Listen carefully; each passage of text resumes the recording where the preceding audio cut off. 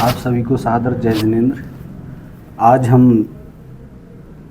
ज्योतिष के बारे में बात करेंगे कि किस प्रकार आपके जो ग्रह हैं वो अपना प्रभाव किस प्रकार डालते हैं और कहाँ ग्रह कमज़ोर होते हैं और कहाँ ग्रह अच्छे फल देते हैं। तो आज हम उसी के बारे में बात करेंगे। तो सर्वप्रथम हमें ज्योतिष की बेसिक जानकारी समझना है कि ज्योतिष होता क्या है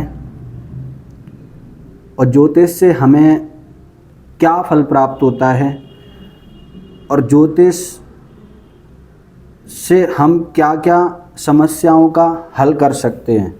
अपने मानव जीवन में, हमारे जीवन में कई प्रकार की समस्याएं आती हैं, तो ज्योतिष के माध्यम से आप छोटा सा उपाय करके भी अपनी समस्याओं का हल कर सकते हैं। तो आज हम उसी पे चर्चा करेंगे। तो आप सबसे पहले समझिए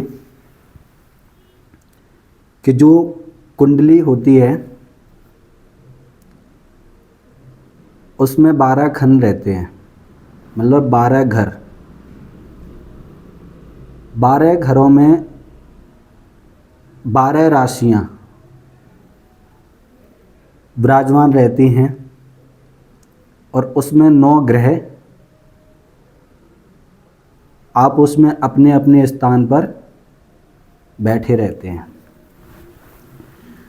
तो सबसे पहले हम चर्चा करेंगे 9 ग्रह के बारे में।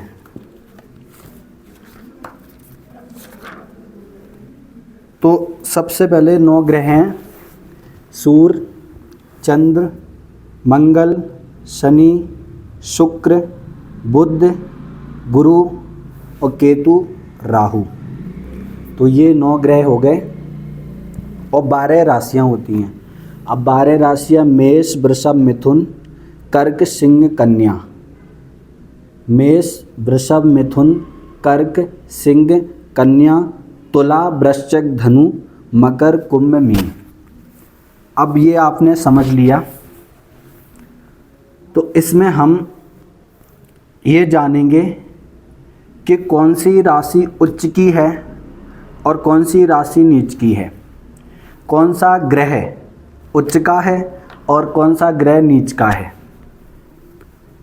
और किस ग्रह के साथ में कौन सा ग्रह बैठा है, तो ये कौन सा शत्रु है और कौन सा मित्र है।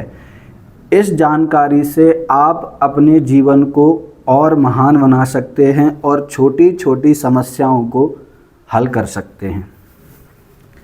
तो सबसे पहले मैं आपको एक चीज़ दिखाऊंगा कि जो कुंडली में 12 घर होते हैं तो कौन सा ग्रह घर किस चीज़ के लिए देखा जाता है। क्योंकि कुंडली में जो 12 घर होते हैं तो हर घर का अलग अलग महत्व है। हम पहले घर से क्या देखते हैं, दूसरे घर से क्या देखते हैं, तीसरे घर से क्या देखते हैं और चौथे घर से क्या देखते हैं। तो ये हर कुंडली में घर का अलग अलग महत्व है। कि जैसे आपको मानसिक परेशानी है या जो मनी प्रॉब्लम है या पैसे की परेशानी है या जो हमारा कार्य क्षेत्र है जिसमें हम व्यापार कर रहे हैं, बिजनेस कर रहे हैं, तो वो क्यों नहीं चल रहा, हमारे घर में बीमारी क्यों रहती हैं। तो अनेक समस्याओं के अलग अलग घर होते हैं और अलग अलग राशियां होती हैं और अलग अलग ग्रह होते हैं।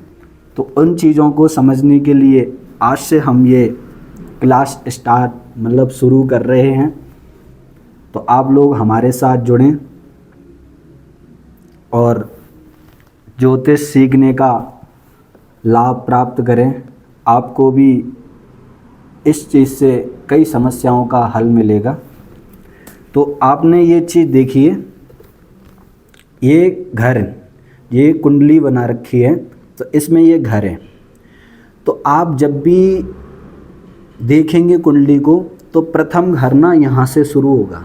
अगर जैसे ये देखो, यहाँ से 1 2 3 4 5 6 7 8, 9, 10, 11 और ये 12।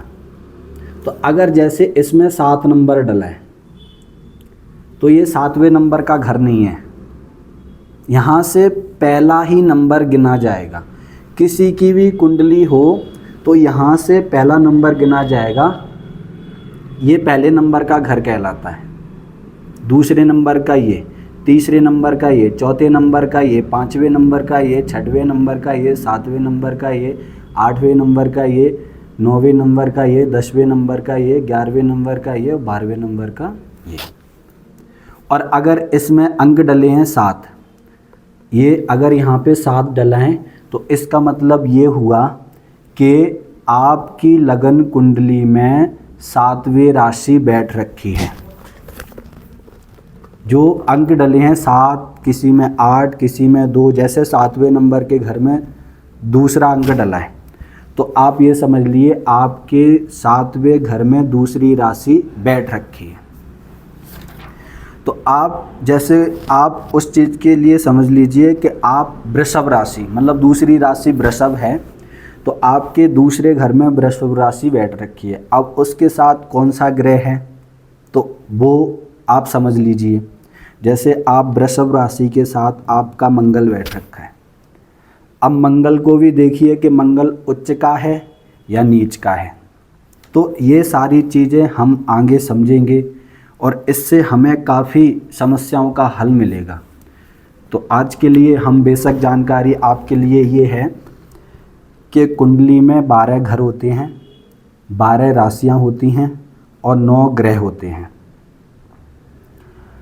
तो इन चीज़ों को आप समझिए और हो सके तो आप ग्रह को और राशियों को याद कर लीजिए, जिससे आप आगे आने वाले उसमें ना आप आसानी से समझ पाएंगे।